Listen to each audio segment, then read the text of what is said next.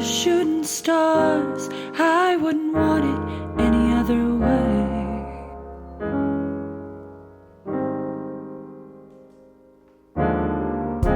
San Francisco, you're my home.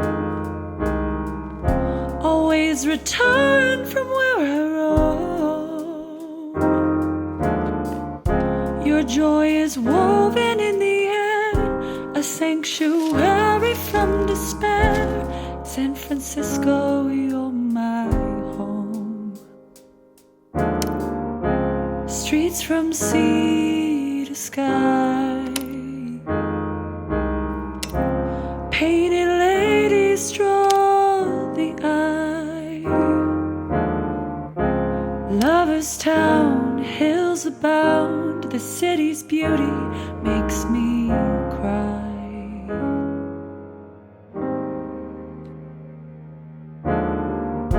San Francisco, you're my home.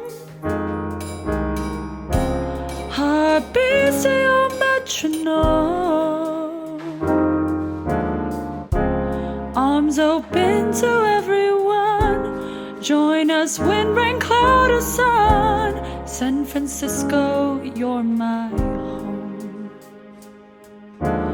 Meet me in Russian Hill. Lombard Street waits for us still. The Mission or Haight-Ashbury, there's a place for you and me. In San Francisco, in San Francisco,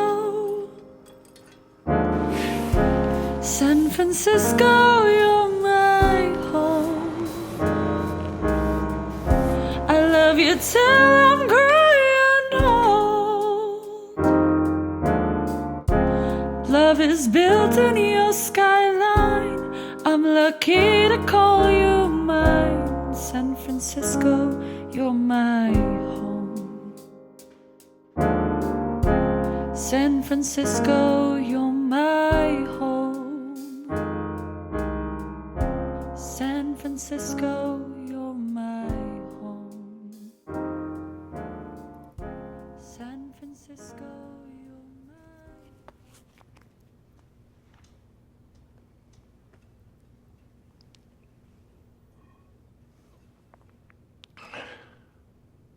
It's so quiet here.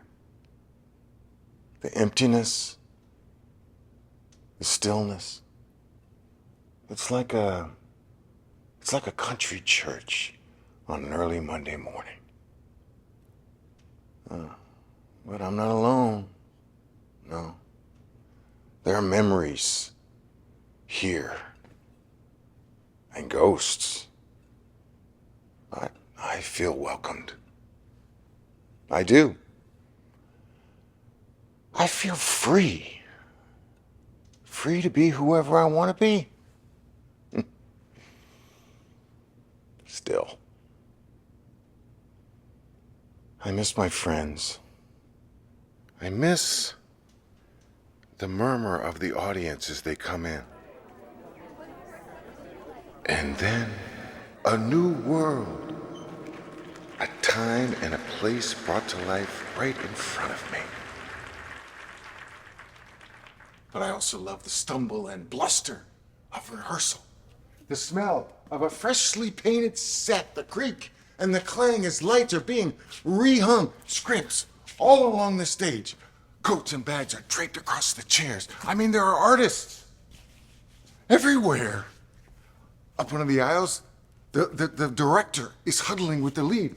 Under the exit sign, the stage manager is sharing a laugh with the sound designer. I mean, collectively, it's one big family.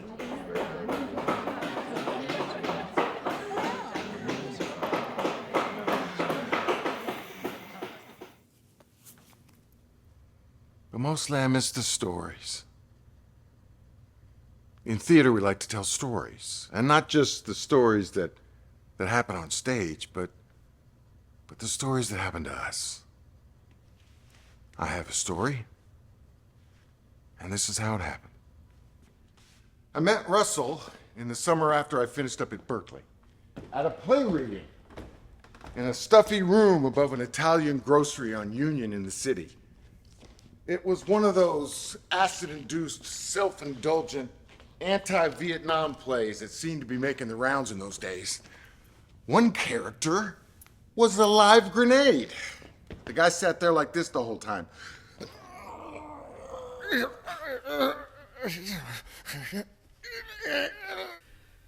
Lights up on a live grenade. In the harrowing death of Vietnam.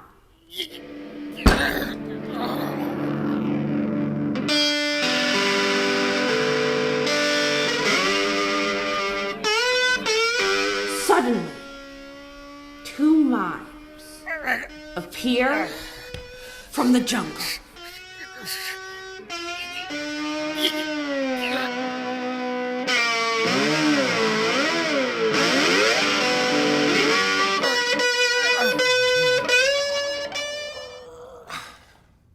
I mean, Jesus, after 5 minutes of that, I was fucking dying for him to just explode already. At intermission, oh, I needed a break. So I went outside for a smoke. It was a beautiful night. When this bag of bones came up to me.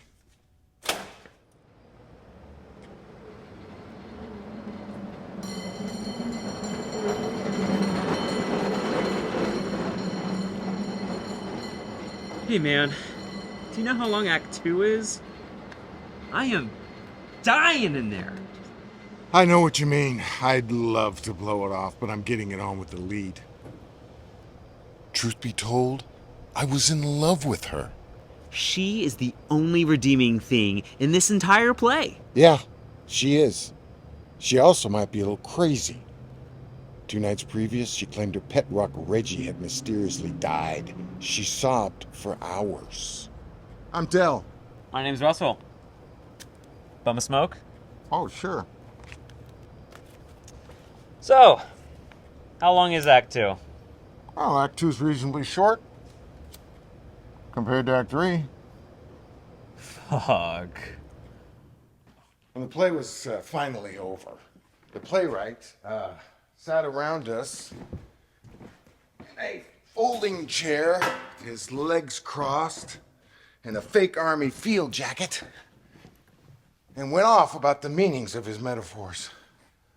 In the opening scene, he began, the floating heads of Patty Hearst and Nixon represent the duality of man.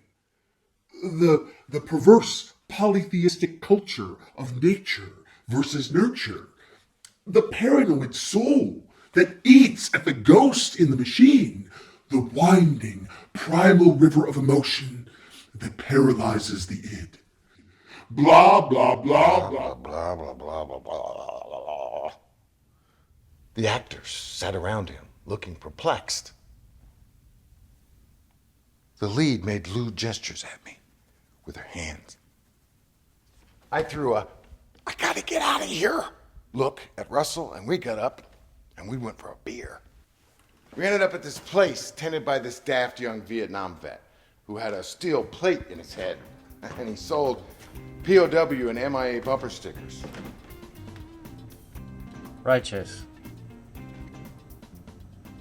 This was 1975, after all. I mean, the war was over and the city was as freewheeling and as happy as ever. I mean, everybody seemed young. You could smell pot from Haight-Ashbury all the way across the bay to Berkeley. Castro Camera Shop was at the center of a political uprising led by a man who called himself the mayor of Castro Street.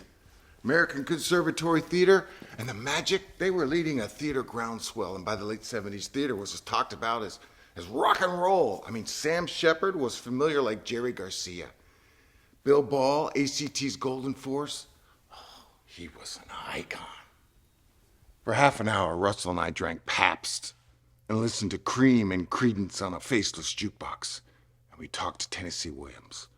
We talked Pinter and the loss of Lorraine Hansberry. We talked O'Neill. We talked Equus and sexual perversity in Chicago. My God, it was just great to be able to have a conversation about theater with someone who didn't feel the need to tell me his goddamn resume.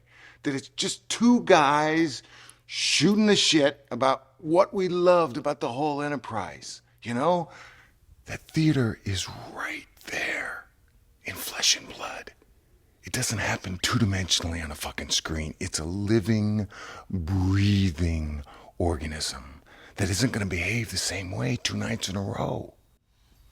Russell told me the play that made him decide theater would be his life. It was his 5th grade class's rendition of something called South for the Winter.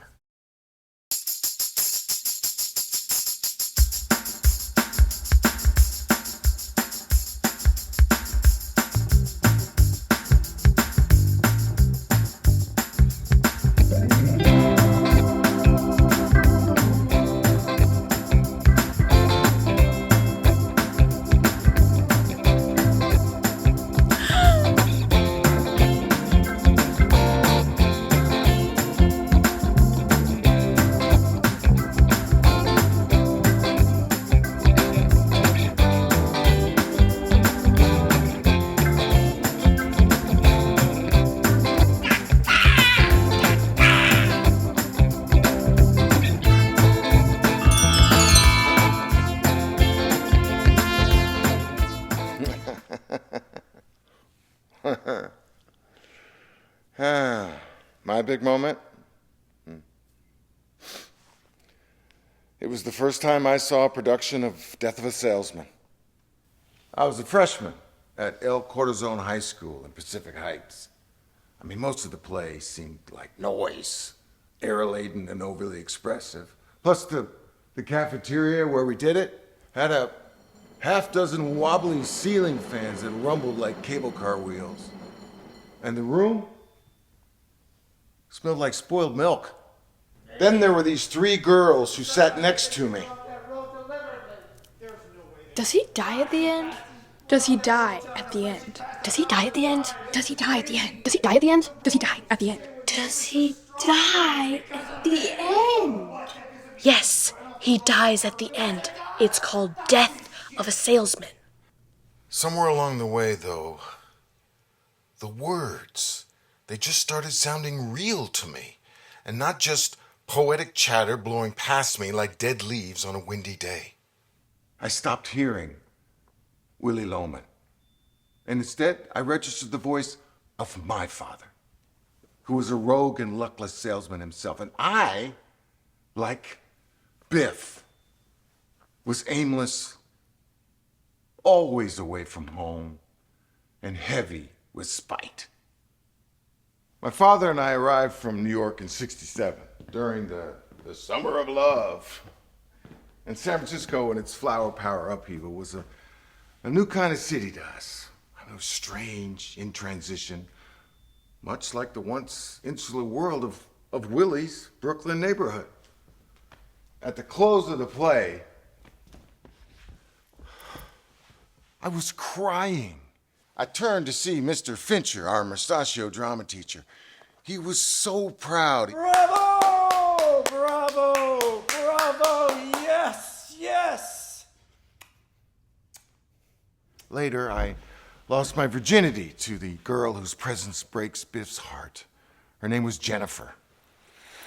She drove me over to Baker Beach, and in the dark and the cold, and in the gloom of the Golden Gate, we did it on the sand. I had sand in my ass crack for a week. At the time, though, she seemed like an absolute angel to me. We should start our own theater company. I am a good director. I don't have any talent. It was true. Although I harbored illusions of myself as kind of a pot-smoking, Pacino-esque wild man, my undergraduate acting experience at Berkeley taught me I didn't have the patience to pretend. But you know shit when you smell it. And that play tonight, that was a nice pile of it too. A nice, pretentious, self-absorbed, non-linear pile. Russell had opinions back then, which was one of the reasons why I liked him right off. He had come from some Midwestern college as a theater major, an Albie nut, following this sweet young hippie out west. She was the only girl he was ever into. So you'll do it? Do this theater with me. I looked at him hard through the dangles of my hair. I wore it long back then, like an Apache warrior.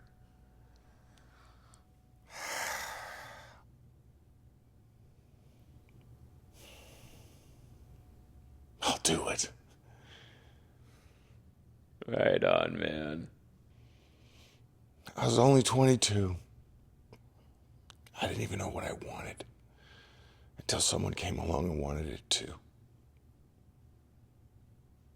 Wow. That's when the lead actress from the play reading came snarling into the bar.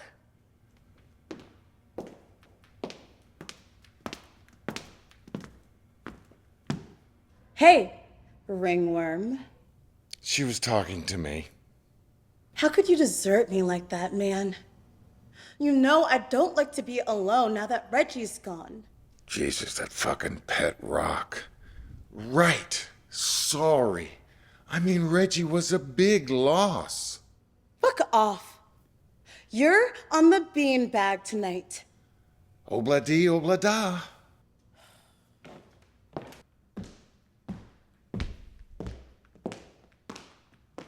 She's kind of a drag. I got a Mondo J in the car with our names on it. Groovy. We call our theater company the Fog, to honor our city's mysterious, ever-present companion, as well as the righteous reefer for which we both had a fondness. We opened our first production in the basement of St. Anthony's Church in the Sunset District. It was Who's Afraid of Virginia Woolf? In our version, George and Martha had no money and lived in a shithole. I mean, it was the best we could do considering how broke we were. We didn't have stage lights. We had to turn the basement lights on and off. Russell was the director and the stage manager, and I worked the box office and kept the books. The nuns would click-clack with their heels in and out of rehearsal just to make sure what we were doing wasn't bohemian smut.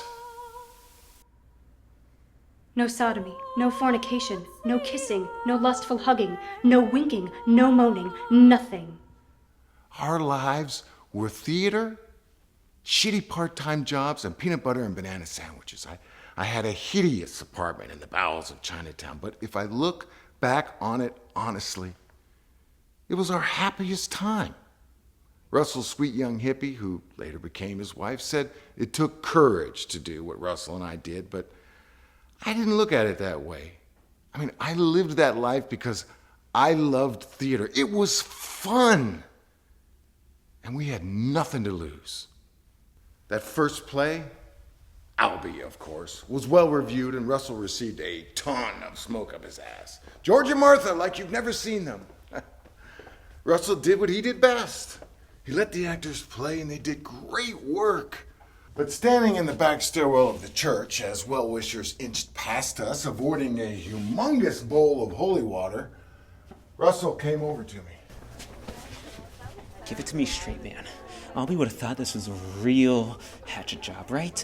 Now what, Russ? It's a good show. It's a fucked up show, and I fucked it up. You didn't fuck it up. I mean, you may have tweaked its nipples a little bit. I know. Even then, Russell knew he could always count on me for the truth. I told him that the production was dishonest. That is, George and Martha, as we've never seen them, is not how we should see them.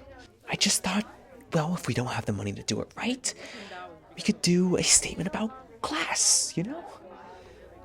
What the hell was I thinking? A couple of friends came over and congratulated Russell on showing San Francisco a Virginia Woolf no one had ever seen before.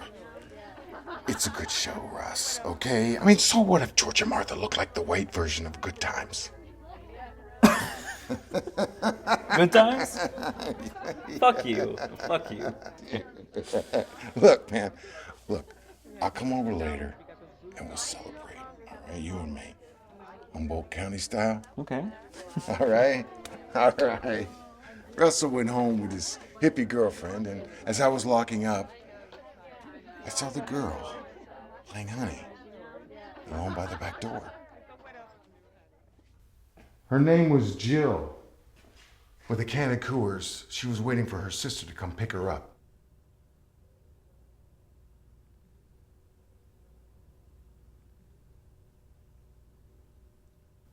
You were stunning tonight.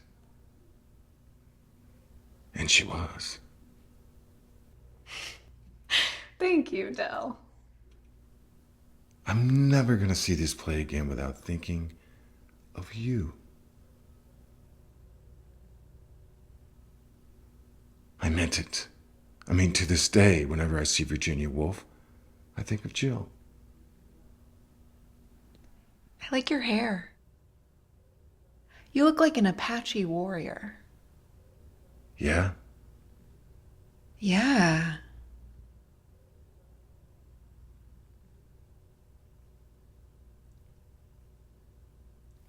Jill took me upstairs to the silence of the church loft in the glow of the votive candles. Oh, the smell of incense. By the piano, where we made heavenly music.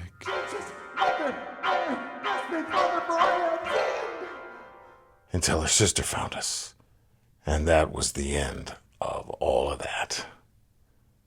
Jill was a beautiful, sensitive soul.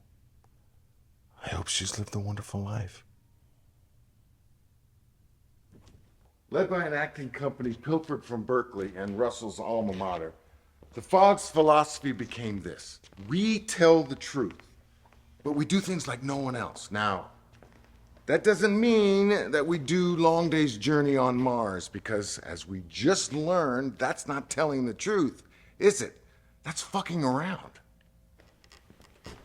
It meant doing new plays. Oh, we got some real shite scripts come our way, but we also got some real jewels. It was fucking great entering into the unknown like that. The city, they loved us. They loved our actors. 10 of them made it big in TV and film. They became known as the Fog 10. God, they were so talented. I loved to go backstage and talk to them. I loved to go have drinks with them after a show. They were fun and funny, and they just made you feel great just to be alive. So, out popped my butt cheek, and the whole audience sees my... And the stories that they would tell? My God, so many stories. The ball goes careening out into the audience and hits the critic right in the head. I swear to God. And it still got a great review. He said I was really... It's like audience participation. This is Damien. Oh. Some of them could be real fuckers, though. Creating lists of demands, refusing to work with so-and-so. They wouldn't wear something or make a cross or say a line. You gotta paint the set violet, you stupid assholes.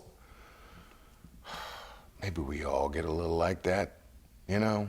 Success can be poisonous. One of the Fog 10, he's won a Tony, an Obie, an Emmy, and an Academy Award.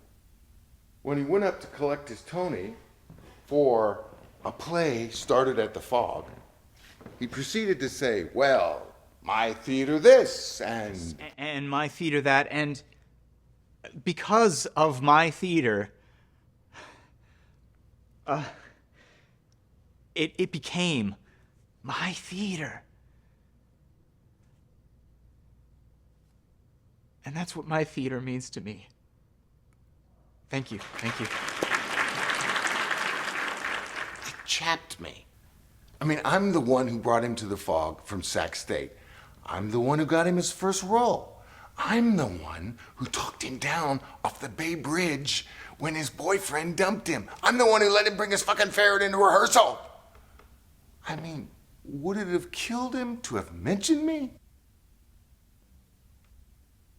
The fog moved out of that subterranean church dwelling with the low ceilings and the click-clack shoes of the nuns to a small warehouse in the Mission before settling into an old Masonic lodge on Sacramento Street. We converted into a 500-seat thrust where we won the Tony for Regional Theater Excellence, and we sent a dozen shows to New York.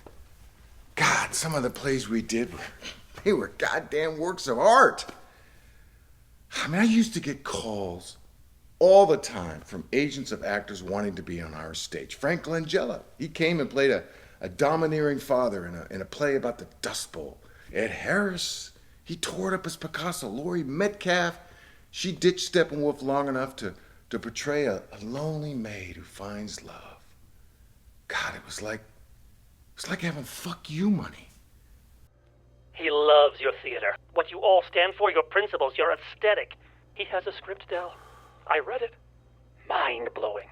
It's like Rocky meets Schindler's List, but you know, as a one-man play about Aikido.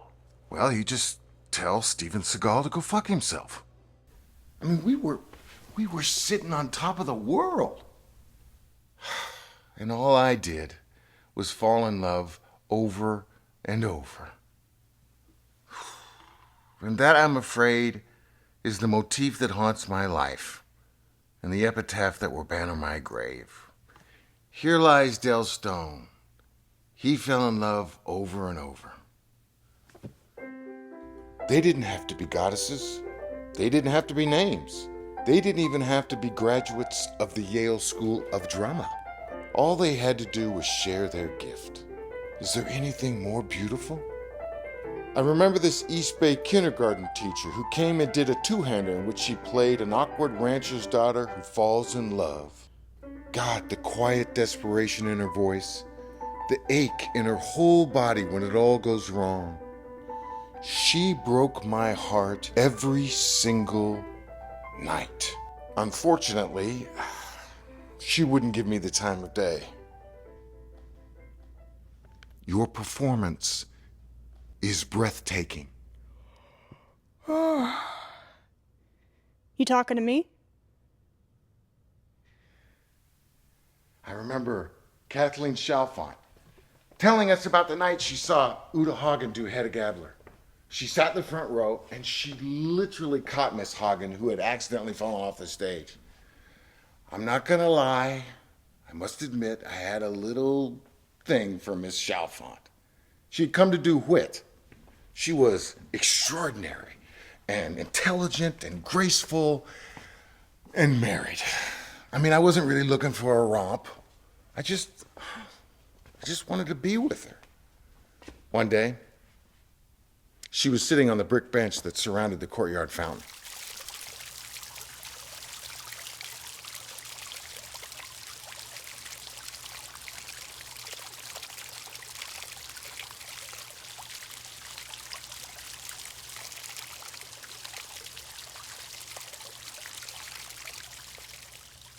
Hello. How's the muffin? Good. What kind is it? It's cranberry orange. Can I have a bite? There's more in the rehearsal room. The rehearsal room. And you are... I swear I wasn't totally charmless. Not totally. I mean, some women did in fact go for me. Okay, I know what you're thinking. I didn't use people, just so you know. And I didn't ruin anyone. Not intentionally. But hearts were bruised. I mean, looking back, I wish I hadn't fallen so easily, you know, the ups and downs of that. All the drama. Oh, come on. Lowlife! Really? Scumbag!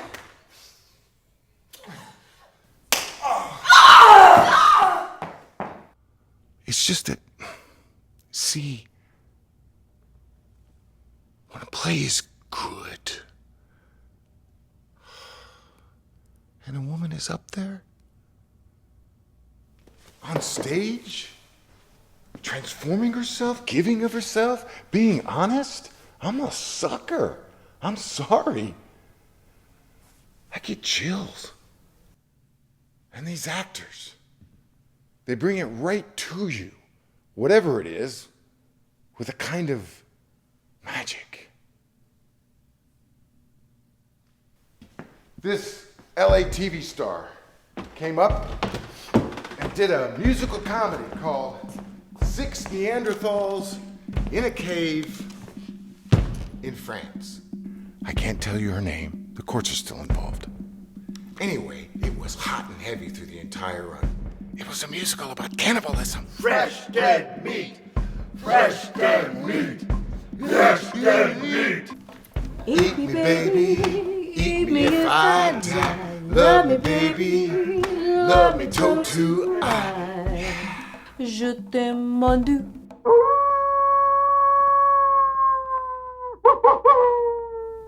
She left me at the end of the run.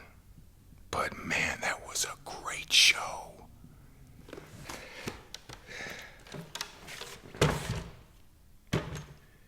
Anyway.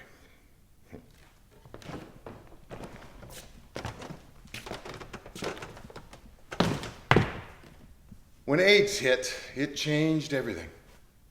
Lovers, friends, even the art itself.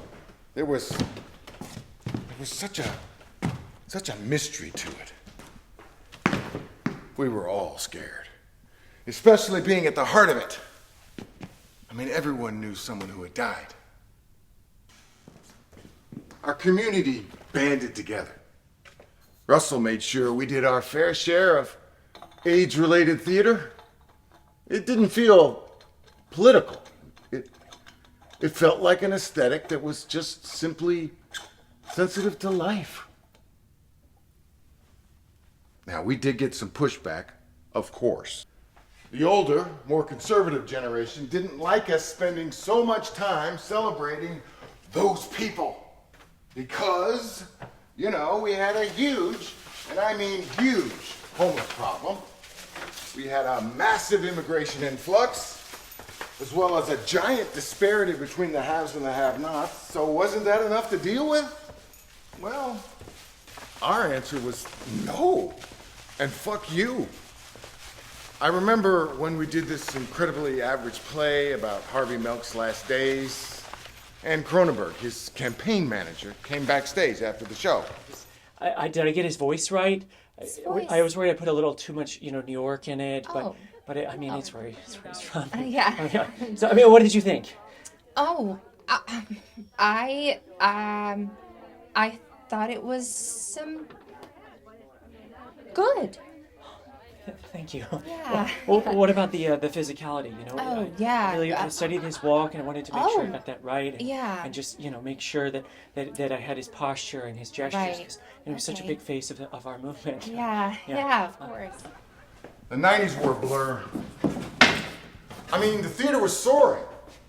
Russell was off to New York to direct, or down in LA doing episodic TV. I stayed home, stayed the course. I was just starting to lose my way. In theater, you just get tired of having your hand out all the fucking time. Plus, I was feeling detached from that motivated young man who used to eat peanut butter and banana sandwiches and sleep in the pews of St. Anthony's Church. Russell and I made some regrettable choices. Like the time we did this amazing play about a serial killer. And then we hired an actual San Quentin serial killer to play the lead.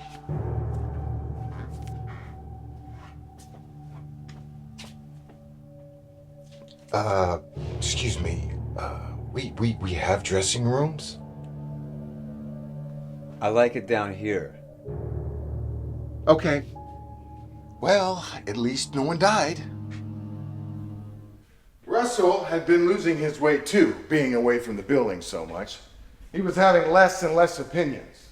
And I was feeling like our accomplishments had become all about the wrong things. Shaking hands, making calls, taking lunches. The young internet hotshots at the time bugged the shit out of me. They would come swirling in, with their new money, wanting to support theater. These guys, they're all the same. Every single one of them. Thanks, pal. He thinks I'm the valet.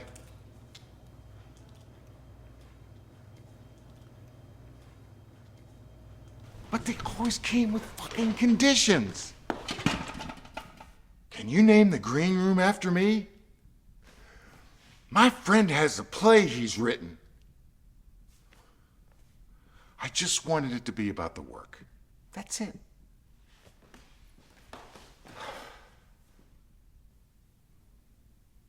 In 1996, my father died. It was liver cancer. I knew it was coming, and we weren't really that close anymore, but God, it threw me. In the hospital, I held his hand. It was so small and so bony. It was so strange to see him shriveled up, unrecognizable in the bed like that. He woke from a nap. Had his face lit up. I thought he was glad to see me. Oh, you look beautiful, Ruthie. Ruthie was my mother. Oh, let's go someplace special for lunch today. The nurses were going on about the fog and how proud my father must be of me. Oh, you talking about my son? Yes, he's doing so well. He's so successful. It won't last, trust me. He'll kill it.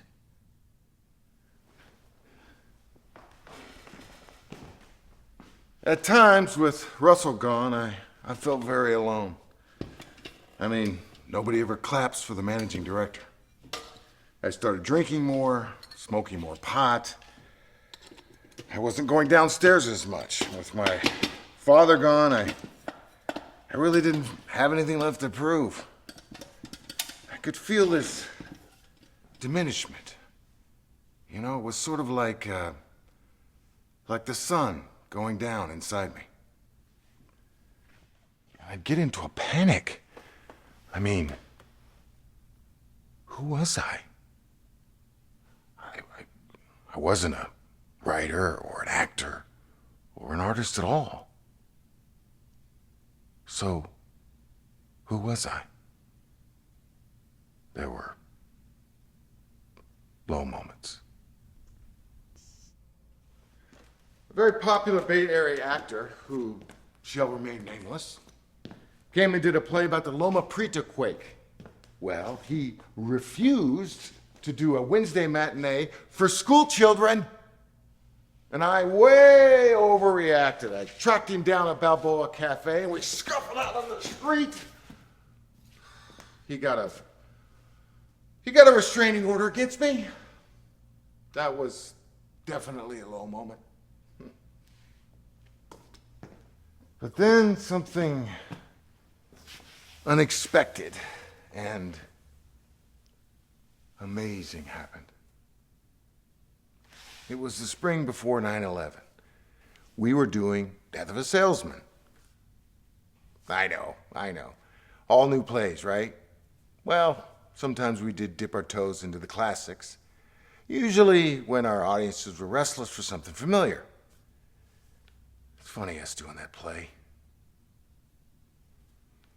That towering play that meant so much to me when I was a kid. It all began when our company met in the rehearsal room on a foggy Tuesday morning that May. It was the perfunctory meet and greet. I was hungover and feeling my age, trying to look interested when out of the boring introductions came a voice.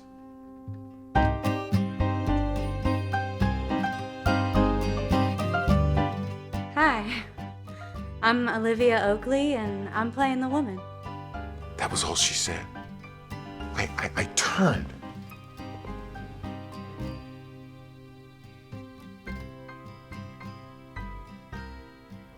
Oh my God. I'm glad you're here. We're all glad you're here. Olivia stepped to the center of the room. Her cinnamon brown boots click-clacked across the hardwood. She saw an empty chair and she snatched it and she sat down.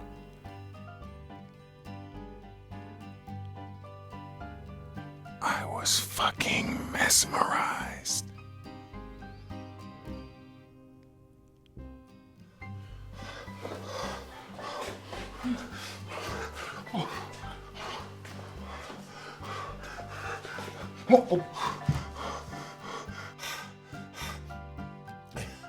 I had never been thunderstruck like this. Never! On top of that, she was extraordinary on stage.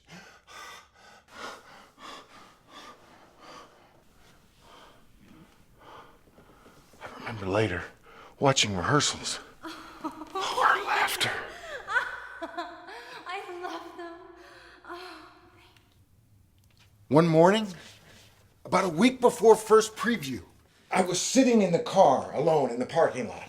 I had a pile of uneaten scrambled eggs on a plate on the seat next to me. I couldn't eat. I was too nervous to go in. You know, most days, I just been lurking around, you know. I mean, unable to even make fucking eye contact with her. Like a little boy. Well, eventually, I got out of the car. I grabbed my scrambled eggs. I looked in every direction. I thought for sure I was safe. But, alas. Nice eggs.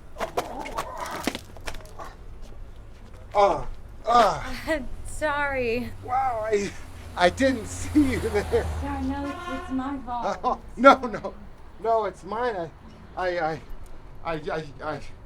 I'm a little jumpy this morning, I think. I don't know. You still gonna eat those? No, I guess not. You have egg on your face. I have egg on my face? Oh no. Gosh, this is so embarrassing. What's your name again? My name is Dell. Yeah, it's Dell. I'm the managing director here, actually. I don't have any talent. Okay. Dell. Managing director. I didn't know what to do with this.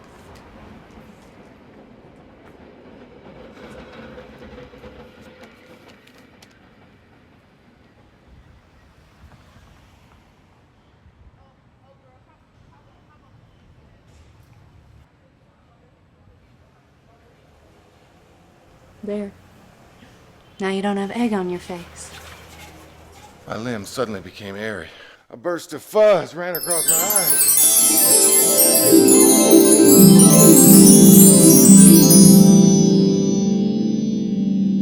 Oh! I remember waking up in the trap room and looking directly into the eyes of Willie Loman. I say eyes, but I really mean eye. He only had one good one, the other one was glass. Hey, asswipe, are you dead?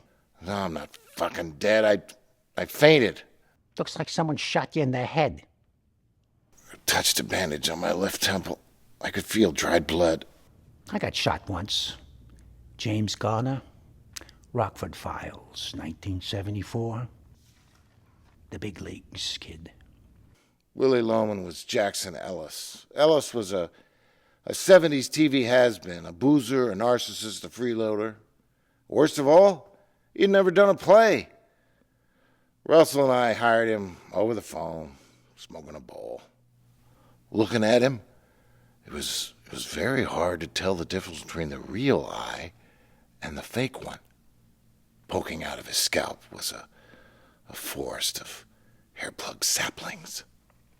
You can thank me later for bringing you down here. You did this by yourself? Olivia helped. By the way, you think you can get an earpiece for me? There's no way I'm going to remember all these fucking lines. All these fucking lines. Russell came down to see what was what. What a pussy you are. What a pussy you are. Russell had aged. Fuck, had he aged. Oh, just suck a goat, would you? Do I need to call 911? No. Just get me to the bar, okay? Our trap room was... It's kind of a catch-all for shit. But mostly it was the final stop for the bar from The Weir, a beautiful Irish play we had done a few years previous. I kept the bar in working order. Beer, thank God, was always on tap. Oh. I drew myself a glass of Guinness and plopped down, with Russell's help, upon my favorite bar stool, which sat below a hogshead dartboard. We agreed it was time to lay off the drugs. Absolutely. Starting tomorrow. Are you going to be safe alone, or does someone have to hold your balls for you? Fuck off. Looking tired, Russell went home. I was on glass 3 and feeling like shit, with the beer pounding at my cannonball head, when Olivia came down. Hey, she said, and she sat down next to me. Thanks for dragging me down here, I said. Do yourself a favor, she said, and don't fall in love with me. I chuckled and tried to see if she was fucking with me. I couldn't tell, but she was so beautiful, and I was such a meatball, and it made me embarrassed to even be sitting next to her. I see you. Every day up in the balcony, watching rehearsals. Well, I love the play. You must love it a lot. I do. I mean, this play is the reason why I do this. How come? You know how something speaks to you in a way nothing else ever had before, like a book or a song or a mountain or a city? I mean, this play did that for me. I was 15 years old the first time I saw it, and it felt like the play opened up a window into my life, into everything. And ever since then, all I wanted to do was live in a world with windows. Why are you down here? She leaned in and she kissed me. Is this you not trying to get me to fall in love with you? No. This is me thanking you for that little speech of yours. You are magnificent. Stop. Don't say anything else. Would you like to take a drive with me? Give me one good reason. Rehearsal's over, and I have a convertible. That's 2 reasons.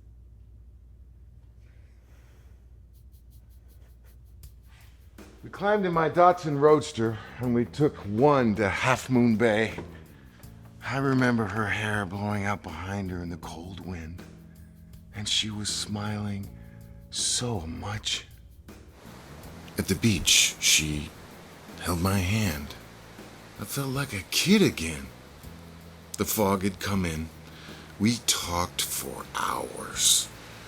She told me she had no real family, grew up in foster care.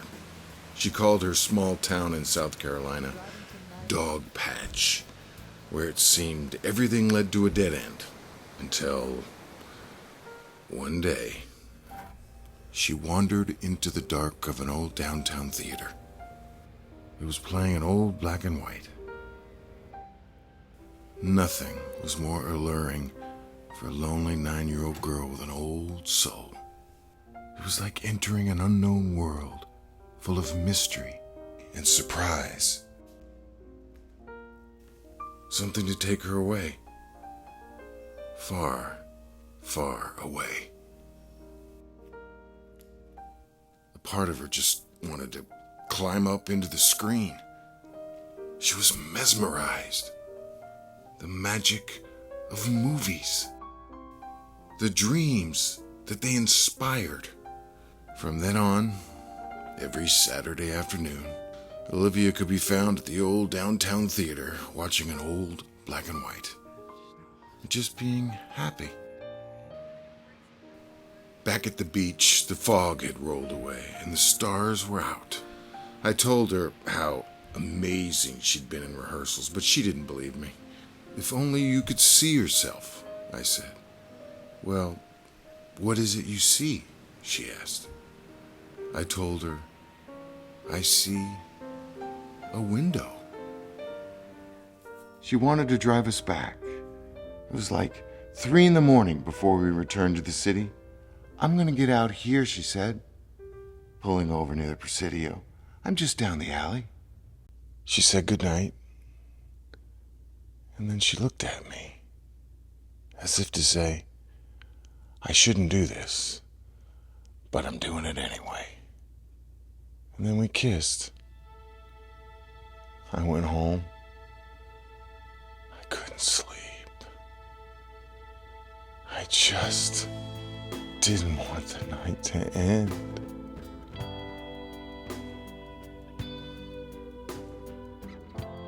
We kept the whole thing in the shadows as best we could. What did she see in me? That Apache hair of mine, which I still had.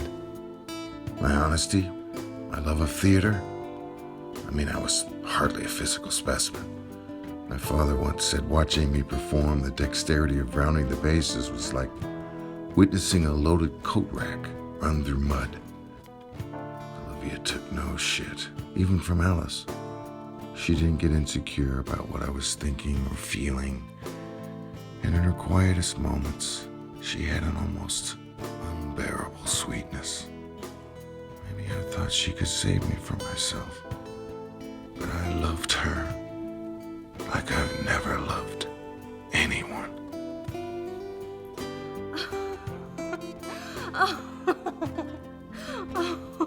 Willie! I love them. Thank you. Willie, they're beautiful. I look like one of the girls in the magazines.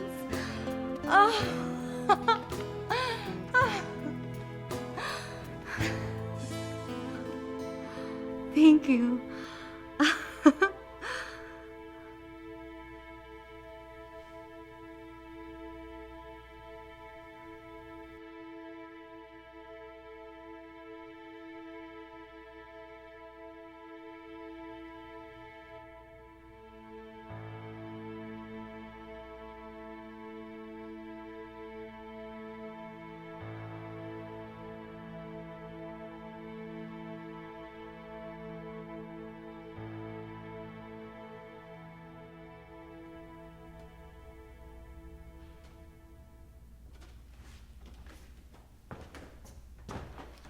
One day, Ellis came into Russell's office. I was in there with Russell and we were talking about Barry Bonds. It was the year of the 73 home runs. My God, it was like you couldn't even get him out. It was incredible. I mean, the whole city was completely captivated. Hello, Ellis.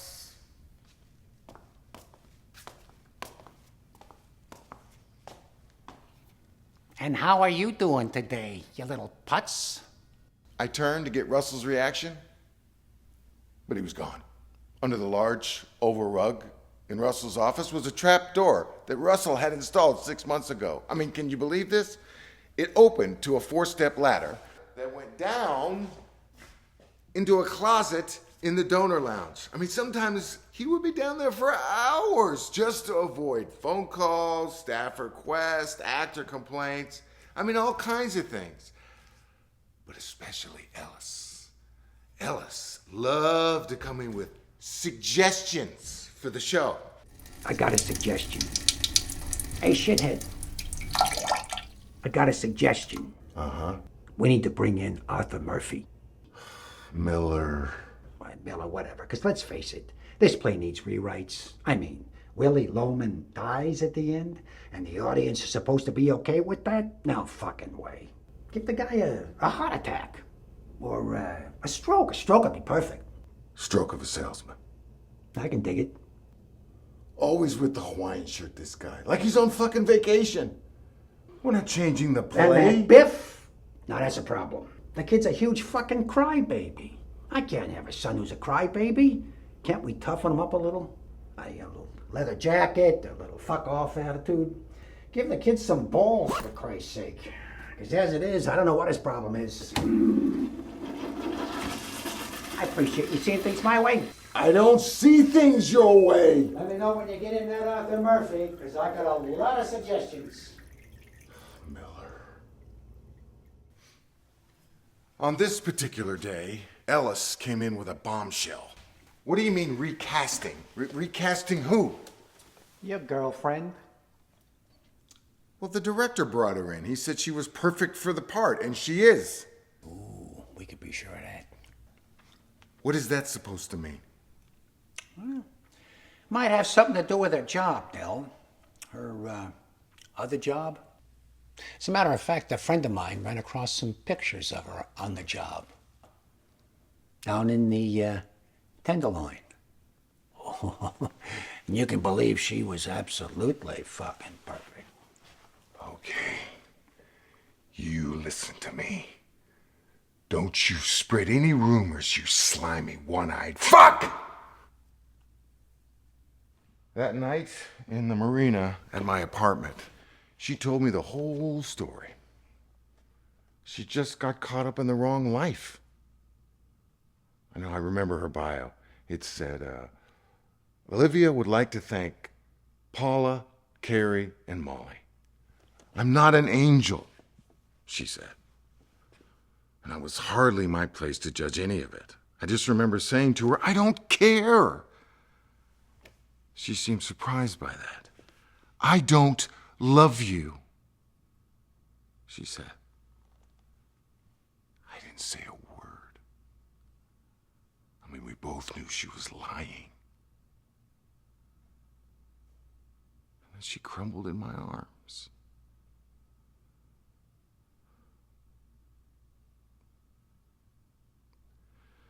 That night at the performance, I could see something was different. During the second act, Olivia played it like she was never going to see Willie again. And when Ellis puts her into the bathroom, she's not giggling. She's crying. She comes rushing out. Her mascara is running. It threw Aiden, the young man playing Biff. And it really threw Ellis. He sat here like,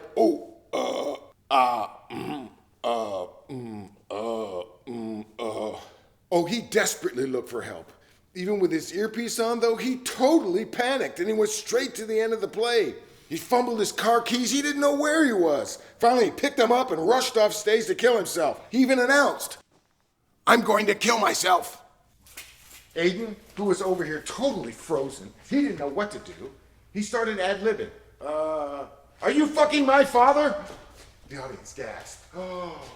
Olivia, she grabbed her stockings and she started off stage.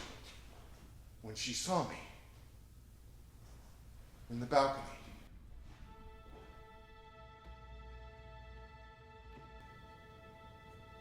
Goodbye.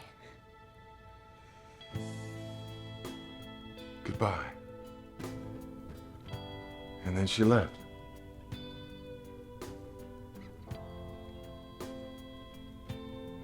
I never saw her again.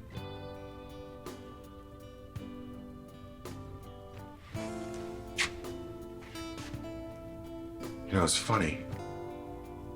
Thinking about her.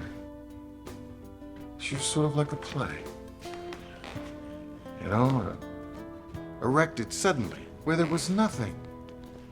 And then torn away just as fast. And cleared completely. And if you look around, I mean, it's only really in your mind that the play ever really existed at all.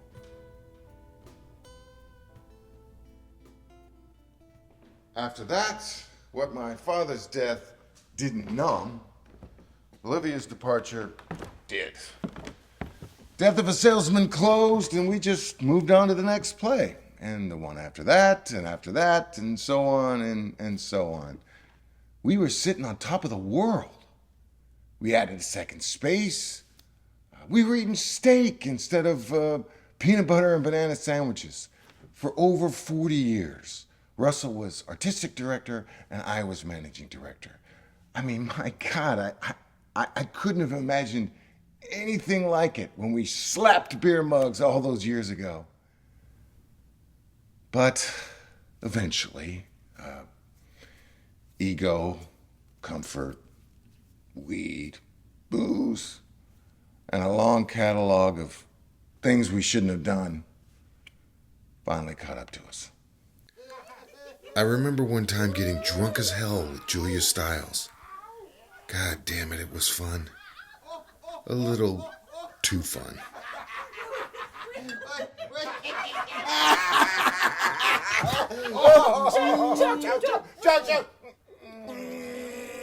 It was only when Russell was absolutely hammered that the 5th grade Rainbow Bird would come out.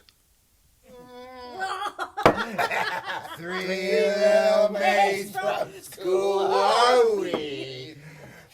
Pert as a little girl and shorty.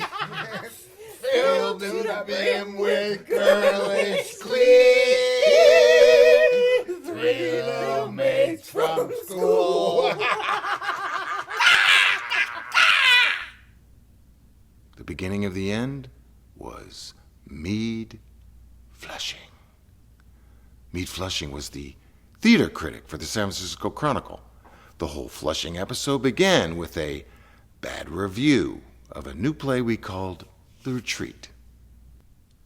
The play was about a writer's retreat where Stephen King, F. Scott Fitzgerald, Dr. Seuss, Anais Nin all come to seek guidance from Emily Dickinson.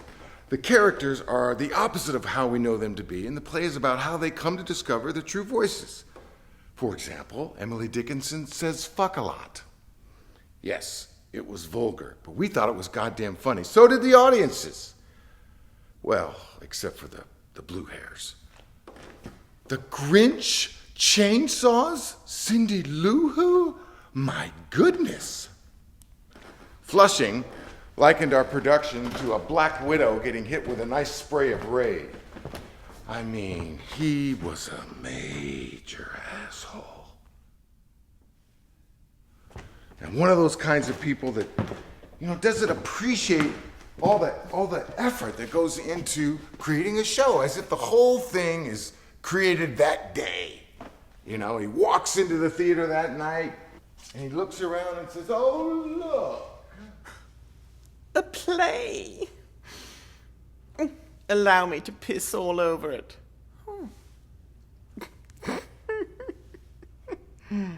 It's hard work, man, so fuck your 2 stars. After reading Flushing's review in the green room, Russell and I set about barnstorming some of our favorite taverns around town. So just after midnight, high on pot, euphoric on mushrooms, and drunk on beer, we fell out of a tarot card reading by a transvestite named Francisco, and thinking we were about to heave our guts, ducked into an adjacent alley. There, in the gloom, was a giant dreamsicle and a fruit salad doing the hokey pokey. Or, so the mushroom said. Russell and I went, whoa. It was, in fact, our savage critic attempting to solicit a drag queen. Russell sent the drag queen out of the alley. I confronted Flushing with a 2-handed shove. He fell backwards against the shipping crate. His hat flipped off his head. He made some high-pierced threat, and he came up at me with a brick in his hand. He charged me. But he tripped, and he fell. Face first on the pavement. I immediately turned him over. What did you fucking do? I don't know, he just tripped. He tripped? Yes, he fucking tripped. How can he die from tripping? I don't know. Maybe he had a soft skull. Maybe he had an aneurysm. How the hell should I know? He's really dead. We're fucked. He's dead. We're fucked. fucked. He's dead. Fuck. He's dead. He's dead.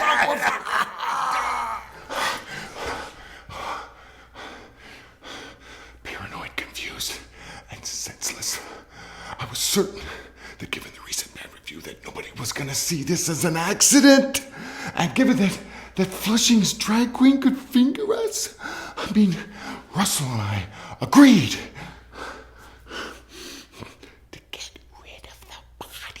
Where the fuck are we gonna put a dead body? The tiger pit at the zoo? The middle of the old Candlestick Park? Oakland? Oh, no, the mission. The mission. Anywhere in Chinatown?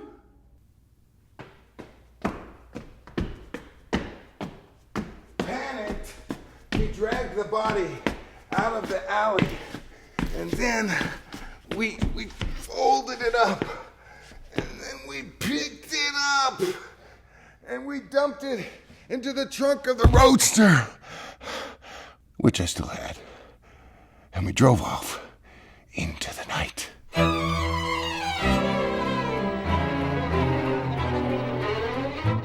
Keep to the fucking speed limit, you son of a bitch. No.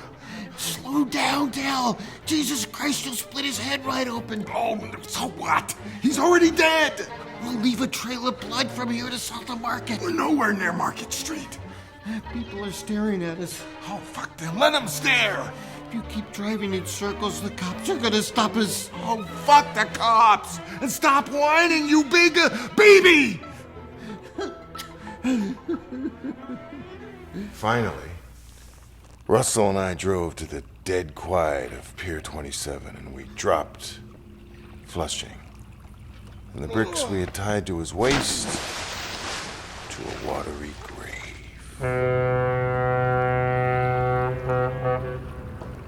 It was my darkest moment for sure, and would have proved again to my father, had the son of a bitch been alive, that I killed everything.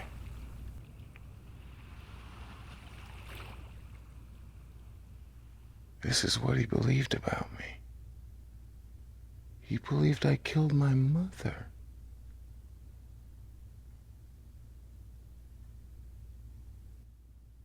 My mother.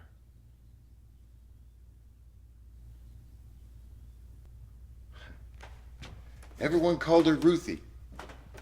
She was an actress, and a good one. She was tall and intimidating, with a voice like a hurricane.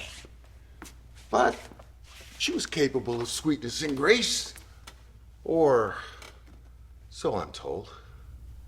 A member of the original actor's studio, my mother was one of those rare people who could play anything. But when I came along,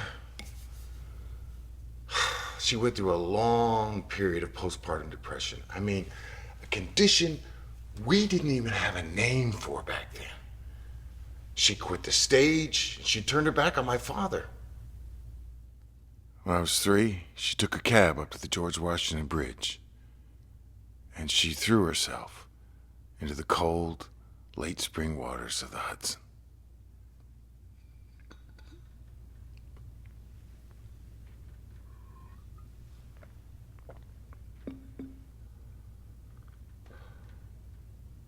At the time, my father knew I was the source of my mother's despair, so he blamed me for her death. Everything that went wrong between us, from his real estate collapse to the loss of our Chelsea walk-up to my elementary school expulsion, was simply because I had killed my mother. He told me so repeatedly.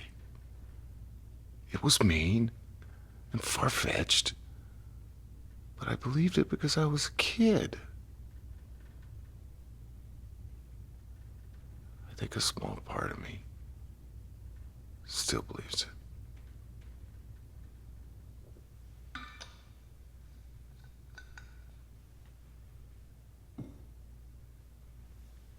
When I was 13, and my father and I had moved cross-country to the Bay Area, he made good on a Marin County motel deal.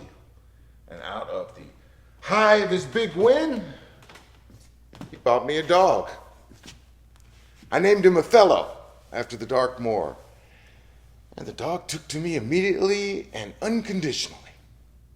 But 2 days after I got the dog home, the black lab went sick and died for reasons I'll never know. As we buried the dog in the backyard, my father distilled random maxims.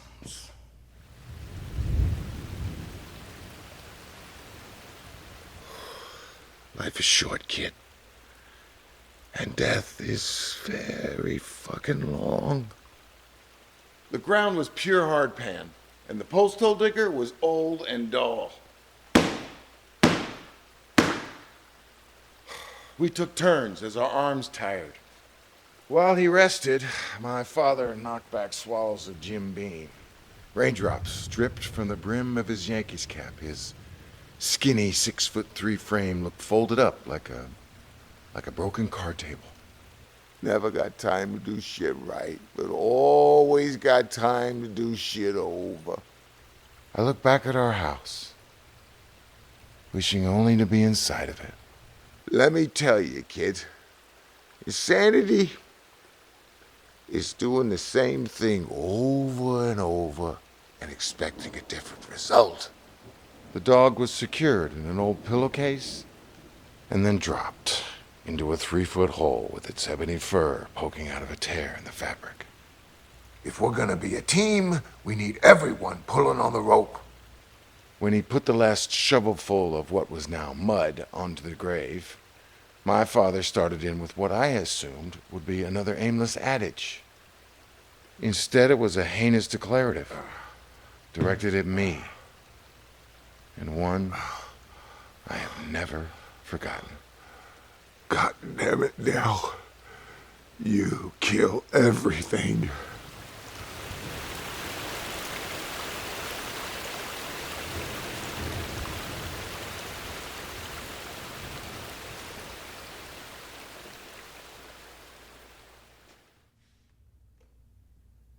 Driving away from the pier that night with Russell, I thought about that dog and my father and my mother. I was trying to rationalize what we had done with Flushing's body. You know, things like, I didn't kill him. It was an accident. He was only a critic. He destroyed careers. He hurt people. He won't be missed. I know what we did was wrong, okay? I know.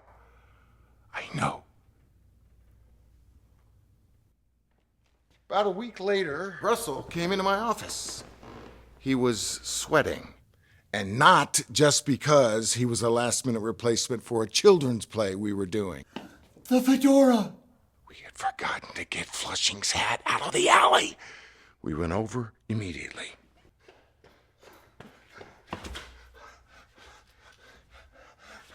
Fuck! Where is it? Shit!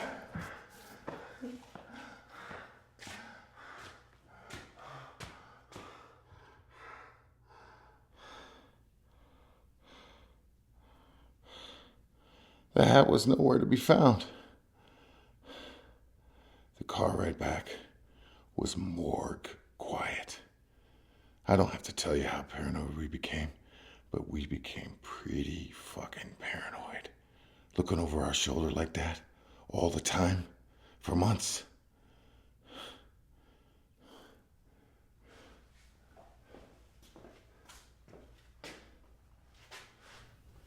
It was absolutely exhausting living like that. After that, the fog began a methodical death. I tried to keep it alive, but it just felt like the theater gods had had enough of me.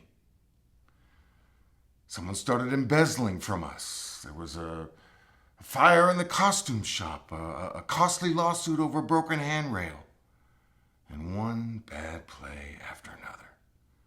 At times, I wondered, I don't know, maybe it was Flushing's ghost come back to haunt us. Well, the bad plays were more about losing our sense of perception.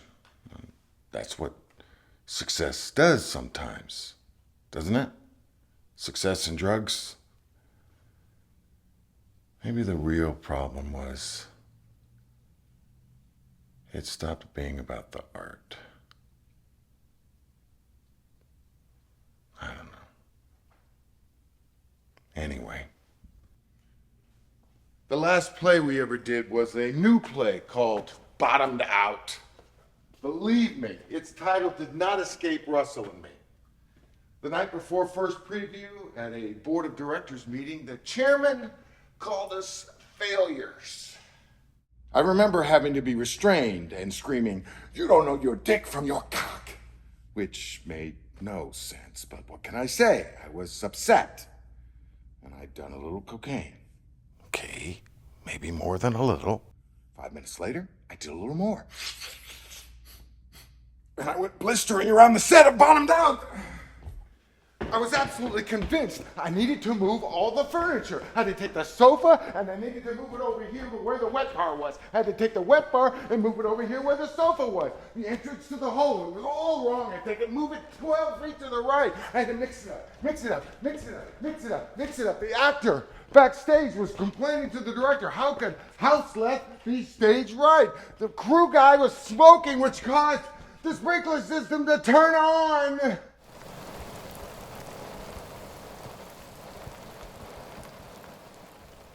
I turned, absolutely soaked, and I walked out towards the darkness of the theater with the ghost light next to me, and I wondered, how could everything have gone so wrong? That's when the ghost light blinked out. An empty stage without a ghost light is considered bad luck. The light is said to keep away theater spirits. When the stage went dark, I froze, and I thought about Flushing. He had come to exact his final revenge on me here on my stage, in my theater. The hair stood up on the back of my neck as I waited and waited and waited until I went backstage and hit the lights. I went down into the trap room and sat at my favorite bar stool and filled my gut with Guinness. It was then that I became aware of something on the Weir's uneven bar top. An old copy of the Scottish play. It was bad enough when the ghost light went out. But this, the Scottish play, right in front of me, this was very, very bad. The theater world is a world of superstition. Saying good luck is considered bad luck. Whistling in the theater is a major no-no. But no superstition is more terrifying than MACBETH.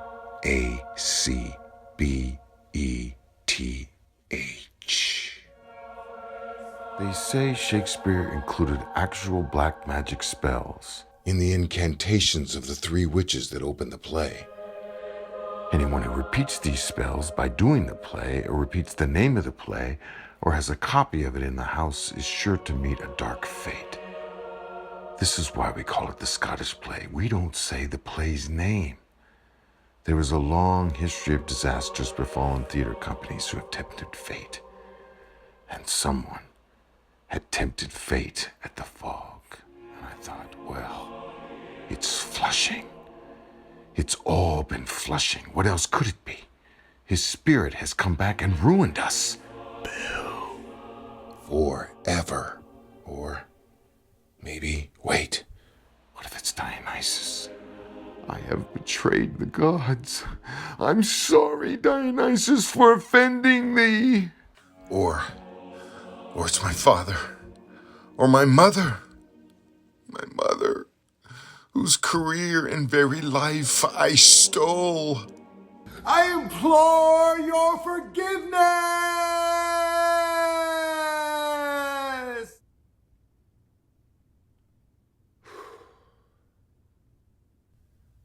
That night I drove over to El Cortizon High School. I hadn't been back in a long, long time. I climbed the fence, nearly killing myself, before breaking into the school cafeteria. I just wanted to be among the ghosts. Everything had changed. But it wasn't hard for me to remember how things used to be. Those wobbly ceiling fans, the cracked floor, the smell of spoiled milk. I remember that old play and the words hitting me for the first time. I'll never have that feeling again. You know, from that moment on, theater became my religion, my reason for being. I thought about Jennifer, that angel who took me over to Baker Beach.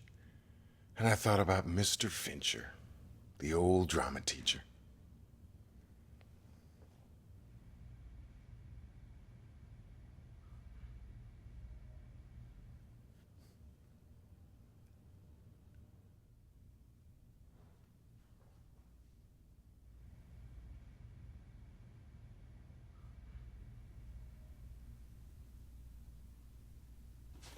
I started to leave the cafeteria, and that's when the sirens came, and they fucking arrested me for breaking and entering. I showed up at the fog the next morning in my same clothes, smelling like urine. No one cared. We closed our doors that day. It was hard. Theater was all I ever had. Without it, I was nothing. I mean, I didn't have a wife or kids. All I had was an old apartment in the marina and a Datsun Roadster with 300,000 miles on it. Russell and I walked out together, silently, and we just kept going. The city didn't feel new to me, but there was a sense of looking at it with new eyes. The streets were guarded, as if the grind of everyday life had taken away all of its spirit. ACT's Bill Ball was long gone, but he wasn't the only one. Harvey Milk was gone, of course, Allen Ginsberg gone, Jerry Garcia gone, Joe Montana long retired. Flower Power had been replaced by internet bandwidth, and the Castro was just another hip neighborhood. But, what is life but change? Still, the city, oh my God, it was as beautiful as ever. The painted ladies and Coit Tower, and the Golden Gate Bridge, and hilltops with views that always took your breath away. And of course there's the fog, rolling and rolling in off the bay, omnipresent and comforting, like the good friend it was. Russell and I found ourselves headed towards Russian Hill. And it was getting late, getting dark, so we decided to duck into a little place off Union for a beer. Why did we do it? Why did we do what? Why did we start this theater in the first place? Do you even remember? We started this theater because you asked me to, and I said I'll do it. Russell was still with his sweet young hippie, who was now a hedge fund manager. He had stopped living a long lie and now was openly gay. It wasn't a shock when he came out. I just wish you could have been honest with me. Me? The old Apache headdress I used to sport so proudly was now totally gone. And the rest of me was a soft tub of goo. I was feeling pretty hopeless. And I looked around at the bar, at the old wood-paneled walls and the faceless jukebox over in the corner. The bartender, he had a old gray beard and a funny-shaped head. I felt the smooth edges of a POW bumper sticker on the bar top. And then it dawned on me. Do you know where we are? Where? The shitter? No, we came here the night we met. Oh my God. You're right. Remember that play reading? What a pile of shit that was. Whatever happened to that playwright? Oh, he stopped writing once he made a killing in the .com explosion. Remember Virginia Woolf? Boy, I really fucked that up. Yeah, you did. We were so young. Yeah, I miss the way we were. Are we really all that much different? I mean, a little bit.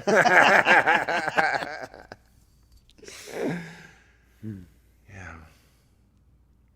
We lost our theater company, but we never lost our love for theater. Never. Ever, ever, ever.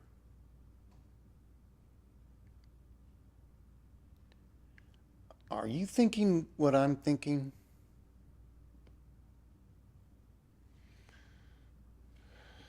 Do you want to start another theater company together? You and me? You and me. How many people are we going to have to apologize to first? All of them. Right on, man.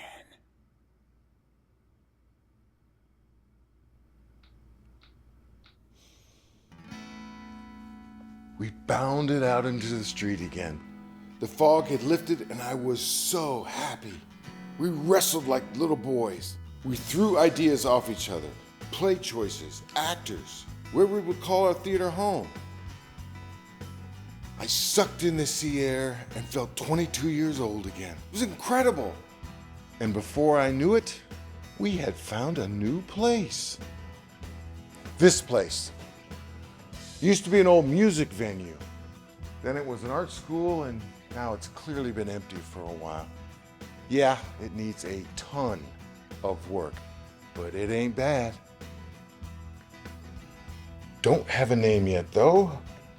Fog Bank Theater. Rolling Fog Theater. Nah, let's go with something completely different. Hey, how about that? They work. I know. The No More Drugs Playhouse. It's true, we gave it up. The drugs, we had to.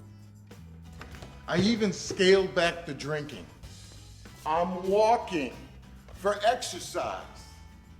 Me. I'm feeling good. Russell and I are very excited. But then the strangest thing has happened. We've been shut down again. The whole world has been shut down. All because of a microscopic particle so small, it would take 1,000 of them all lined up just to reach the width of a human hair. But I'm not giving up. So I come here every day. I do a little this, a little that. Russell is coming by later to help out. We're going to do a little painting. I miss it. Theater. But we're going to be back. I promise you.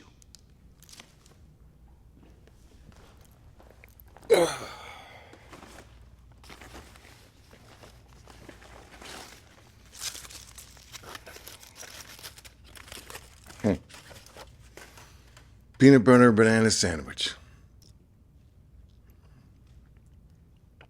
Just like old times. I'm not a young man anymore. And that's okay. The critics are suggesting I retire. This isn't a job. This is my life.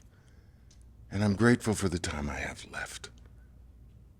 I'm grateful for second chances, for Russell, for stories, and for theater. That it exists. and it still moves me, and that I can, somehow, still be a part of it.